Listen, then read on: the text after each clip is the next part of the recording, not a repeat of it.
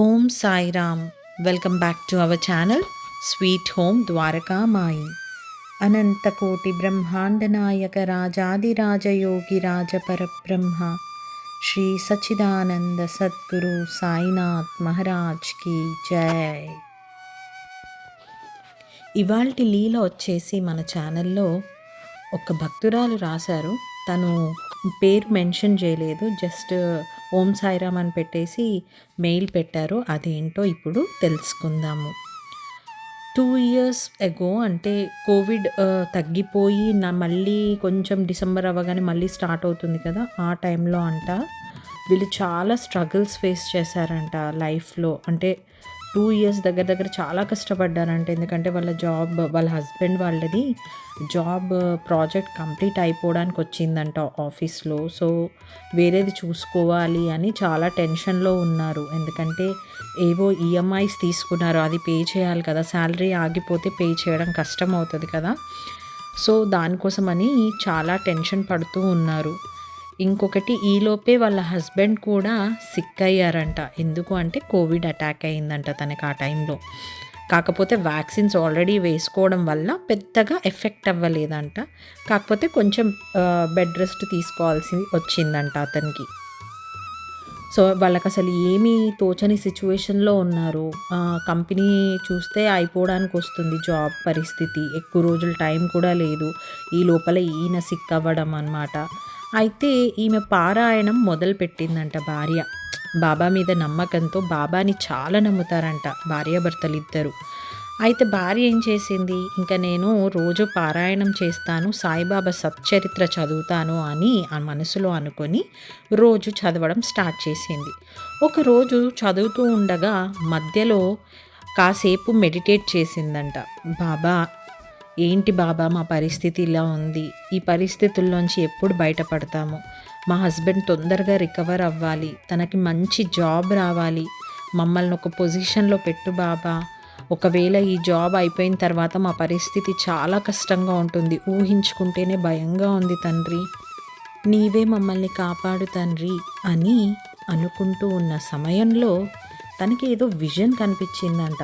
అంటే బాబా గారు, భయపడకు తల్లి, నీకు నేనున్నాను, ఈ కష్టాలు ఎక్కువ రోజులు ఉండవు అని బాబాగారి మెసేజ్ లాగా ఏదో వినిపించినట్టు అనిపించిందంట.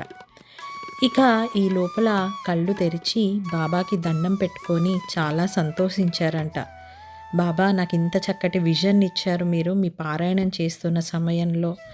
ఇది నిజంగా ఎంత తొందరగా అయితే అంత తొందరగా బాగుండు తండ్రి. ఇప్పుడు మీరు నాతో మాట ఇచ్చారు కదా, అంటే నా కష్టాలన్నీ వెళ్ళిపోయినట్టే ఇంకా అని సంతోషపడుతూ పారాయణం చదువుతూ ఉన్నారంట. ఈ లోపల వాళ్ళ భర్తకి ఏదో కంపెనీ నుంచి ఈమెయిల్ వచ్చిందంట. సరే, ఈ లోపల ఆయన చాలా ఈమెయిల్స్ అప్లై చేస్తూ ఉన్నారంట చాలా కంపెనీస్కి. ఏంటా అని చెప్పి ఓపెన్ చేస్తే, మీరు మీ అవైలబిలిటీ ఎప్పుడుందో చెప్తే మేము పలానా డేట్న ఇంటర్వ్యూని కండక్ట్ చేస్తాము అని చెప్పి మెయిల్ వచ్చిందంట ఏదో కంపెనీ నుంచి. వాళ్ళ భర్తకి అది చూడగానే చాలా సంతోషం వేసింది. తీరా ఇక్కడ మన బాబా గారు చేసిన లీల ఏంటంటే, ఆ కంపెనీ ఇండియాలో లేదంట, అది ఫారెన్ కంపెనీ అంట. అంటే డైరెక్ట్గా అతన్ని ఫారెన్కి రమ్మని ఇన్విటేషన్ లాగా బాబా ఆ జాబ్ ద్వారా ఇప్పించారు. ఇక తర్వాత ఏమైందో ఇప్పుడు విని తెలుసుకుందాం. అయితే ఈయనకి ఆయన అవైలబిలిటీని ఇచ్చారంట, పలానా డేట్ అని చెప్పి. ఇంకా ఆ రోజు లక్కీగా గురువారం నాడు ఆయనకి ఇంటర్వ్యూని స్లాట్ బుక్ చేశారంట. ఆ రోజు బాబాని తలుచుకొని ఇంటర్వ్యూ ఇచ్చారంట. అయితే ఆ ఇంటర్వ్యూ ఆల్మోస్ట్ ఒక 20 to 30 minutes జరిగిందంట. 5 members తనని ఇంటర్వ్యూ చేశారంట ఆ రోజు వర్చువల్గా, అంటే కంప్యూటర్ ద్వారా ఆన్లైన్లో. ఆయన దేనికి భయపడకుండా సమాధానాలు ఇచ్చారంట. ఇంకా ఆ ఇంటర్వ్యూ అయిపోయిన తర్వాత ఇంకొక రౌండ్ ఉంటుంది, దానికి కూడా మేము మెయిల్ పంపిస్తాము, మీరు మీ అవైలబిలిటీని చెప్తే ఆ రోజు ఇంటర్వ్యూ కండక్ట్ చేస్తాము అంటే ఈయన మళ్ళీ పంపించారంట. 2 daysలో ఇంకొక ఇంటర్వ్యూ కూడా జరిగిందంట, అంటే సెకండ్ రౌండ్. దాంట్లో కూడా బాగా చెప్పారంట. కాకపోతే ఇంటర్వ్యూలు 2 అయిపోయాక వాళ్ళు చెప్పారంట, మేము తొందరలోనే మీకు ఏ విషయమో చెప్తాము అని చెప్పి ఇంటర్వ్యూని ఎండ్ చేశారు. ఈ లోపల ఇతను భార్యతో అన్నాడంట, నేను అసలు ఇంటర్వ్యూ ఎలా ఇచ్చానో ఇంత చక్కగా నాకే తెలియదు. వాళ్ళు అడిగిన ప్రతి ప్రశ్నకి నేను చాలా భయపడేవాడిని ప్రాక్టీస్ చేసేటప్పుడు. కానీ నాకు తెలియకుండానే చెప్తూనే ఉన్నాను. అంత బాగా ఇచ్చాను. నాకే చాలా నచ్చింది. కానీ చూడాలి. అయినా నాకు ఆ సాయినాథుడి మీద అనంతమైన నమ్మకం ఉంది. ఆయన నన్ను ఎప్పుడూ ఓడిపోనివ్వరు.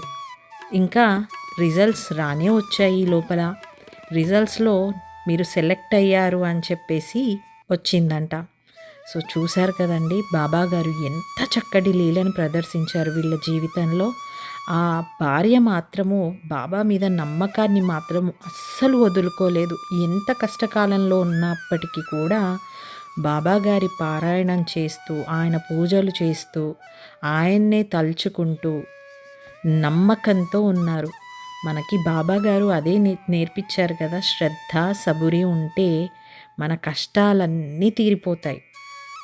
సో వీళ్ళ జీవితంలో కూడా బాబా కష్టాలని ఎంత చక్కగా తొలగించారో కదా. అంతే, బాబా మన వెంట ఉంటే మనకి టెన్షన్ పడాల్సిన అవసరమే లేదు. బాబా ఉంటే అన్నీ ఉన్నట్లే మనతో. థ్యాంక్ యూ సో మచ్ అండి. మీ పేరు ఏంటో నాకు ఇక్కడ రాయలేదు కాబట్టి నేను మీకు మీ పేరు తీసి థ్యాంక్స్ చెప్పుకోలేకపోతున్నాను. బట్ చాలా చాలా చక్కటి లీలని మన ఛానల్తో షేర్ చేసుకున్నందుకు మా అందరి తరపున థ్యాంక్ యూ సో మచ్ అండి. అందరికీ ఈ లీల నచ్చింది అనుకుంటున్నాను. మరొక కొత్త లీలతో మీ ముందుకు వస్తాను. అంతవరకు సెలవు. ఓం సాయిరామ్. ఈ లోపల మీకు కూడా ఎవరికైనా మన ఛానల్తో మీ లీలను షేర్ చేసుకోవాలి అని అనుకుంటే మన ఛానల్ మెయిల్ ఐడికి గనక మీరు రాసి నాకు పంపిస్తే అది నేను చదివి మన సాయి బంధువులందరితో షేర్ చేసుకుంటాను.